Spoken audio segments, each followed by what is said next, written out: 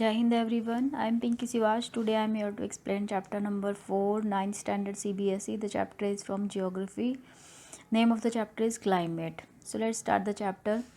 In the last two chapters, पिछले दो chapter थे उसमें हमने अलग अलग लैंड फॉर्म्स के बारे में पढ़ा है. ड्रेनेज जो है, जो रिवर्स जो है इंडिया की, उनके बारे में, हालांकि वो चैप्टर ओमिट हो गया है. There are two of the three basic element that one learns about the natural environment of any area. जो तीन बेसिक एलिमेंट होते हैं, लैंड हो गया, फिर वाटर हो गया, ड्रेनेज सिस्टम हो गया, उसके साथ साथ जो इन्वायरमेंट होता है, उस एटमॉस्फेयर की जो कंडीशंस होती हैं, वो किसी भी इन्वायरमेंट, नेचुरल इन्वायरमेंट का बेसिक एलिमेंट माना जाता है. So in this chapter you will learn about the third, तीसरा जो है उसके बारे में हमने पढ़ने जा रहे हैं, जो कि है एटमॉस्फेरिक कंडीशन. हमारा जो एटमॉस्फेयर है उसकी कंडीशंस के बारे में हम पढ़ेंगे इस चैप्टर में. हम वुलन क्यों पहनते हैं दिसंबर में, और गर्मियों के महीनों में हमको इतना अनकंफर्टेबल फील क्यों होता है, बारिश जो होती है वो जून जुलाई में क्यों होती है. The answers to all these questions can be found out by studying about the climate of India. Climate refers to the sum total of weather. क्या होती है climate? It is a sum total of weather conditions and variation over a large area for a long period of time more than 30 years.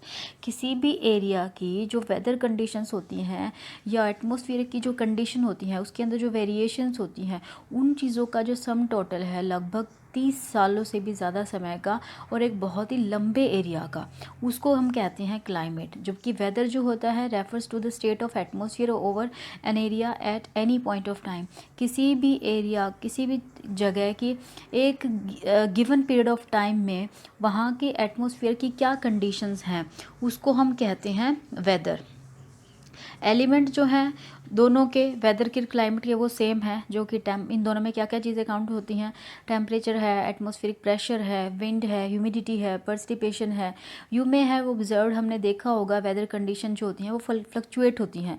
अभी एक अगर सुबह हम देखते हैं कि बहुत अच्छा सनी डे है, थोड़ी देर के बाद ही बादल आ सकते हैं, बारिश हो सकती है, तो फ्लक्चुएट होती रहती हैं. बट देयर इज़ सम, लेकिन कुछ महीनों में, कुछ हफ्तों में कुछ एक कॉमन पैटर्न हमको देखने को मिलता है. जैसे कि डेज आर गर्म हो सकते हैं, दिन ठंडे हो सकते हैं, विंडी हो सकते हैं, या फिर काम शांत हो सकते हैं, क्लाउडी ब्राइट हो सकते हैं, वेट और ड्राई हो सकते हैं. On the basis of generalize monthly atmospheric condition, in monthly atmospheric condition के हिसाब से हम साल को अलग अलग सीज़न में डिवाइड कर देते हैं. जैसे विंटर है, समर है, रेनी सीजन है. वर्ल्ड इज़ डिवाइडेड इनटू, पूरी जो दुनिया है वो ऐसे ही बहुत सारे क्लाइमेटिक रीजन्स में डिवाइड की जाती है.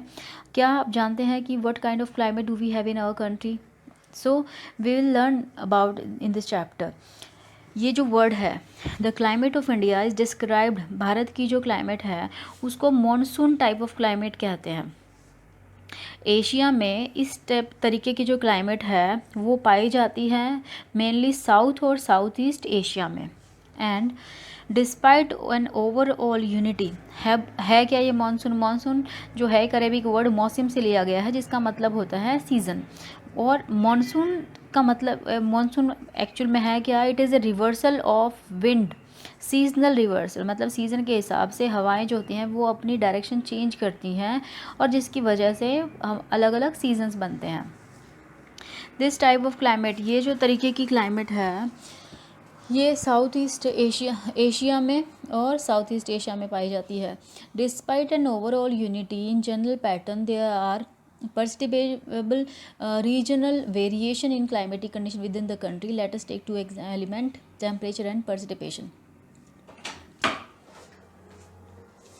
देखा जाता है कि ओवरऑल एक यूनिटी होती है, सभी उसमें सभी जो सीज़न होते हैं लगभग एक जैसे, लेकिन उन सभी सीजन्स के अलग अलग सीज़न के होने के बावजूद भी कुछ न कुछ डिफरेंस हमको देखने को मिलता है. तो उसको हम दो एग्जांपल लेंगे यहाँ पर. टू इम्पॉर्टेंट एलिमेंट हम लेंगे, टेम्परेचर और precipitation. Let and examine how they vary from place to place. अब ये दो एलिमेंट को लेकर ही हम ये देख सकते हैं कि अलग अलग एरिया में और सीज़न टू सीज़न इन दोनों में कितना ज़्यादा डिफरेंस हमको देखने को मिलता है. जैसे कि in summer The mercury occasionally touches 50 degree in some parts of Rajasthan deserts where it may be around 20 degree Celsius in Pahalgam Jammu Kashmir. अगर हम गर्मियों की बात करें तो राजस्थान में नॉर्मली 50 डिग्री तक टेम्परेचर पहुंच जाता है, जबकि सेम डे अगर आप जम्मू कश्मीर में पहलगाम में अगर टेम्परेचर नोट करेंगे तो वहाँ पर 20 डिग्री रहेगा। विंटर में अगर हम देखें टेम्परेचर द्रास में जम्मू कश्मीर में टेम्परेचर जो होगा वो -45 डिग्री तक चला जाएगा, जबकि तिरुवनंतपुरम साउथ में अगर हम जाके देखें तो वहाँ पर सेम डे जो टेम्परेचर रहेगा वो 22 डिग्री सेल्सियस रहेगा। Let us now look at precipitation. There are variations not only in the form of type of precipitation but also its amount and the seasonal distribution. अब हम दूसरा जो element है वो लेते हैं, वो है precipitation. When जब जो हमारा मॉइस्चर होता है हवा में वो रेन बारिश के रूप में, पानी के रूप में, ओस ओले या फिर बर्फ़ के रूप में ज़मीन पर गिरता है, that is known as precipitation. बहुत यहाँ इंडिया में ना ही सिर्फ इसकी फॉर्म्स या फिर टाइप्स ऑफ पर्सिपिटेशन में डिफरेंस है, मीन्स कहीं पर बारिश होती है, कहीं पर ओले गिरते हैं, कहीं पर बर्फ़ पड़ती है, बल्कि इसके अमाउंट में भी, सीजनल डिस्ट्रीब्यूशन में भी बहुत ज़्यादा डिफरेंस है। जब wild पर्सिपिटेशन is mostly in the form of snowfall in upper parts of, जब हिमालय में हम देखते हैं कि इसके अपर पार्ट में स्नोफॉल के रूप में पर्सिपिटेशन होता है, जबकि रेन होती है पूरे देश के अंदर, बारिश होती है पूरे देश में। और एनुअल पर्सिपिटेशन जो है वो भी वेरी करता है, कहीं पर पूरा साल में, जैसे मेघालय है वहाँ पर 400 सेंटीमीटर मेघालय में बारिश होती है, लेकिन 10 सेंटीमीटर से भी कम लद्दाख में या वेस्टर्न राजस्थान में होती है, वे पूरे साल का है।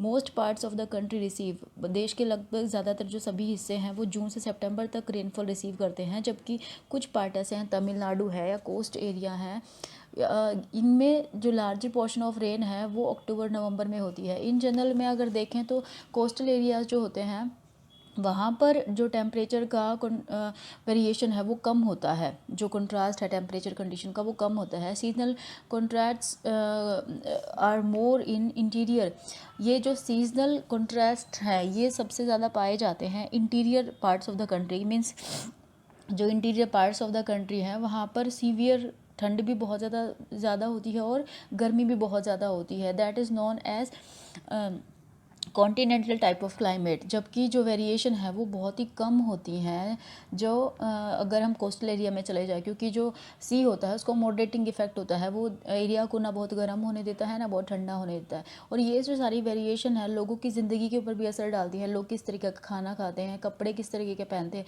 किस तरीके के घरों में लोग रहते हैं, तो सीजनल वेरिएशंस का असर लोगों की ज़िंदगी के ऊपर भी पड़ता है। Now climate control. Climatic control क्या है? 6 मेजर क्लाइमेट कंट्रोल है किसी भी एरिया की क्लाइमेट को जो अफेक्ट करते हैं, जो है latitude, altitude, pressure, wind system, distance from the sea and ocean currents and relief feature. Due to the curvature, हमारी जो अर्थ है उसके कर्वेचर जो नेचर है उसका क्योंकि वो घुमावदार है, गोल है, उसकी वजह से जो सोलर एनर्जी है वो वेरी करती है अलग अलग लैटीट्यूड्स के ऊपर। इसका नतीजा ये होता है कि एयर टेम्परेचर डिक्रीज़ होता जाता है अगर हम इक्वेटर से पोल एरिया की तरफ जाते हैं तो। जैसे कि फिर उसके बाद है एल्टीट्यूड यानी कि ऊंचाई। अगर हम अर्थ सरफेस से ऊपर के एरिया यानी कि पहाड़ों के ऊपर जाते हैं तो एटमॉस्फेयर जो है वो कम लेस डेंस होता है और टेम्परेचर डिक्रीज़ होता जाता है, इसीलिए जो हिल्स होती हैं वो गर्मियों में भी ठंडी होती हैं। उसके बाद है pressure and the wind system of any area. ये भी डिपेंड करता है कि वो एरिया, कोई भी जो एरिया है वो किस लैटीट्यूड पर है, उसका एल्टीट्यूड क्या है, इसीलिए ये सारी चीज़ें टेम्परेचर के ऊपर असर डालती हैं और रेनफॉल पैटर्न को भी अफेक्ट करती हैं। और उसके बाद जो सी है वो exert moderating influence on climate, ये मॉडरेटिंग इफेक्ट डालता है क्लाइमेट पर। जैसे जैसे हम सी से हमारा सी से डिस्टेंस बढ़ता जाता है, सी से अगर हमारा टेम्परेचर डिस्टेंस बढ़ता जाता है तो इसकी वजह से इन्फ्लुएंस पड़ता है डिक्रीजेज, और मॉडरेटिंग इन्फ्लुएंस जो है वो डिक्रीज़ होता जाता है और लोग जो होते हैं वो एक्सट्रीम वेदर कंडीशन को फील करते हैं।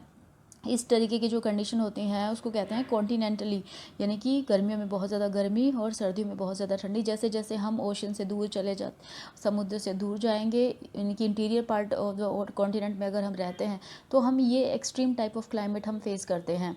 जैसे हम नदर्न प्लेन की बात करें तो पंजाब, हरियाणा, यूपी, बिहार, ये सारे जो एरिया हैं, क्योंकि ये देर फार फ्रॉम द सी, इसीलिए वहाँ पर मॉडरेटिंग इफेक्ट नहीं है।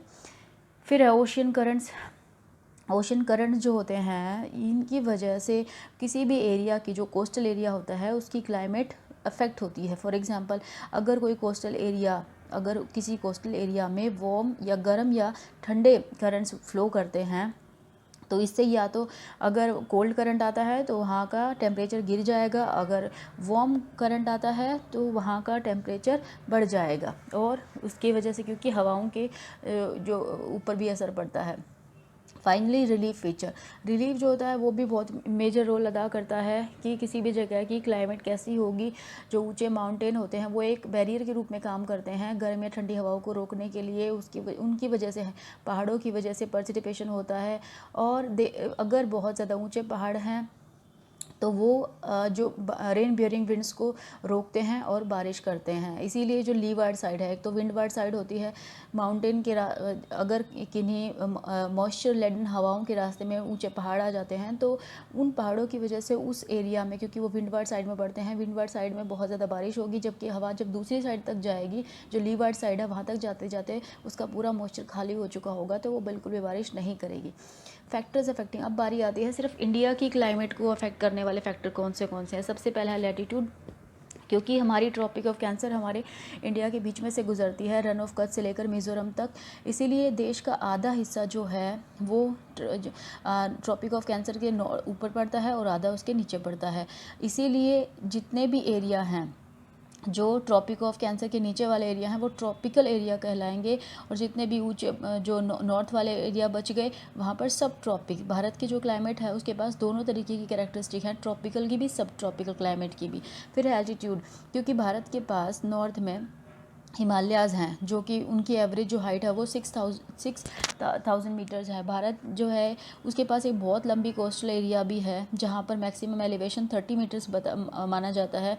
हिमालय जो होते हैं वो they prevent the cold winds from central Asia, वो सेंट्रल एशिया से आने वाली ठंडी हवाओं को रोक देते हैं हमारे सब कॉन्टिनेंट में एंटर होने से। इसीलिए ये जो माउंटेन्स हैं, इनकी वजह से ही दिस सब कॉन्टिनेंट एक्सपीरियंस कंपैरेटिवली, इसी की वजह से जो हमारा सब कॉन्टिनेंट जो है वहाँ पर माइल्डर विंटर्स होती हैं अगर हम कंपेयर करें सेंट्रल एशिया से। फिर है pressure and winds, the climate and associated weather. यहाँ पर प्रेशर और विंड के 3 एलिमेंट हैं, pressure and surface wind, upper air circulation, western cyclone disturbances and tropical cyclones. In Bharat जो है वो ऐसे रीजन में पड़ता है जहाँ पर नॉर्थ ईस्टर्ली विंड्स आती हैं। ये नॉर्थ ईस्टर्ली विंड्स का मतलब है हमारी जो पूरा प्लैनेट है उसके ऊपर अलग अलग कुछ ऐसी परमानेंट विंड्स हैं जो हमारे प्लैनेट के ऊपर हमेशा चलती हैं, जिसको कहते हैं परमानेंट विंड्स। और भारत जो है वो ऐसे एरिया में आता है जहाँ पर ईस्टर्ली विंड्स का मतलब है ये उन हवाओं का नाम है, हवा जिस डायरेक्शन की तरफ जाती है उसको वही नाम दिया जाता है। तो ईस्टर्ली विंड्स के एरिया में पड़ता है। ये जो हवाएँ होती हैं ये ओरिजिनेट होती हैं सब ट्रॉपिकल हाई प्रेशर बेल्ट पर on the north hemisphere. They blow south, ये साउथ की तरफ बहती हैं और डिफ्लेक्ट हो जाती हैं कोरियोलिस फोर्स की वजह से towards the equatorial low pressure area. Generally these winds, generally ये जो हवाएं होती हैं ये बहुत कम मॉइस्चर कैरी करती हैं क्योंकि ये लैंड के ऊपर से बहती हैं। देयरफॉर दे ब्रिंग, इसीलिए ये हवाएं कम बारिश लेकर आती हैं। Hence India should have been, इसलिए अगर इन्हीं के ऊपर डिपेंड होता तो भारत एक आरिड लैंड होता, एक शुष्क इलाका होता, but it is not so. लेकिन ऐसा नहीं है। क्यों? लेकिन यहाँ पर कोरियोलिस फोर्स क्या है? कोरियोलिस फोर्स जो है एक एपरेंट फोर्स है जो कि अर्थ के रोटेशन की वजह से बनता है। कोरियोलिस फोर्स जो है वो हवाओं को राइट की नॉर्दर्न हेमिस्फीयर में राइट की तरफ डिफ्लेक्ट करता है और सदर्न हेमिस्फीयर में लेफ़्ट की तरफ डिफ्लेक्ट करता है। इसको फेरल लॉ भी कहते हैं।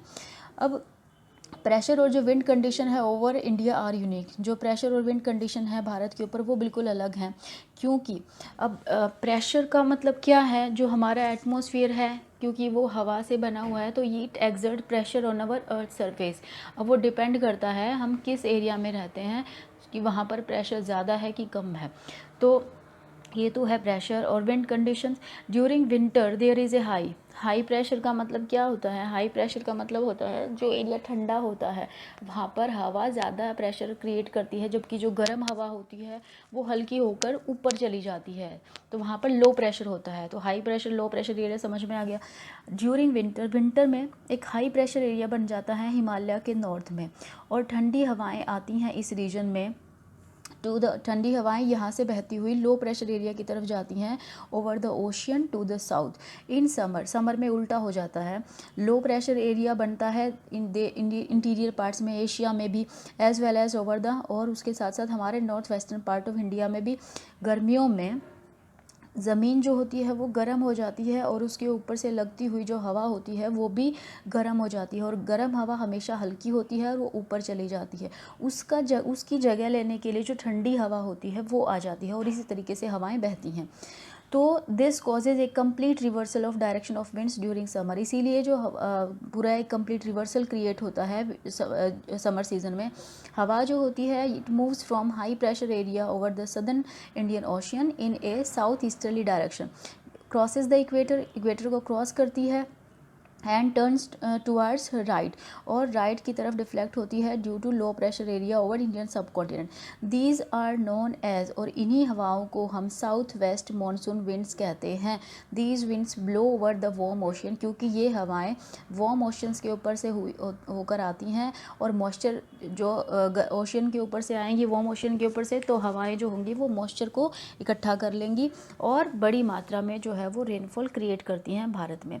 और उसके साथ साथ जो अपर एयर सर्कुलेशन है, अपर एयर सर्कुलेशन क्या है? In this region is dominated by westerly flow and important, ये वेस्टर्ली फ्लो जो है ये एक इम्पॉर्टेंट कंपोनेंट जो है वो जेट स्ट्रीम क्या है? ये एक नैरो बेल्ट है, हाई एल्टीट्यूड, लगभग 12,000 मीटर के ऊपर ये हवाएं चलती हैं ट्रोपोस्फियर में, और इनकी स्पीड जो होती है 110 किलोमीटर में जो होती है पर आवर, वो है समर में, और 184 पर आवर विंटर में। ये बहुत अलग अलग तरीके की होती हैं जेट स्ट्रीम। उसके बाद these jet stream are located, ये 27 डिग्री टू 30 नॉर्थ लैटिट्यूड में बहती हैं, इसीलिए इनको सब ट्रॉपिकल वेस्टर्ली जेट स्ट्रीम भी कहते हैं। और India these jet stream blow, Bharat में ये साउथ ऑफ हिमालय में बहती हैं all through the year accept in summer, and the western cyclonic disturbances experience in north and northwestern part of the country। अब देखो, एक तो बारिश आती है भारत में मॉनसून के द्वारा, दूसरी ये मॉनसून विंड्स के द्वारा, साउथ वेस्ट मॉनसून के द्वारा, दूसरी जो बारिश आती है वो आती है वेस्टर्न साइक्लोनिक डिस्टर्बेंसेस के द्वारा। अब ये क्या है वेस्टर्न साइक्लोनिक डिस्टर्बेंसेस? ये वेदर फिनोमिना है विंटर मंथ में, मतलब सर्दियों में होने वाली बारिश जो होती है वो इनकी वजह से होती है। और ये वेस्टर्ली फ़्लो, ये मतलब ये हवाओं का जो वेस्टर्ली फ़्लो है ये आता है मेडिटेरेनियन रीजन से। They usually influence the weather, ये भारत में नॉर्थ और नॉर्थ वेस्टर्न रीजन जो हैं उनके वेदर को इन्फ्लुएंस करते हैं। Tropical cyclone occur during the monsoon as well as, tropical cyclone जो होते हैं वो बनते हैं मानसून में और उसके साथ साथ अक्टूबर नवंबर में, and part of easterly flow. These disturbances affect the coastal, ये जो साइक्लोन्स हैं ये डिस्टर्बेंसेस अफेक्ट करते हैं कोस्टल रीजन को भी। कई बार हमने सुना है जैसे उड़ीसा और आंध्र प्रदेश में कई बार डिज़ास्टर्स आते हैं कोस्टल एरिया में। तो उसके बाद है the now that's it in this video.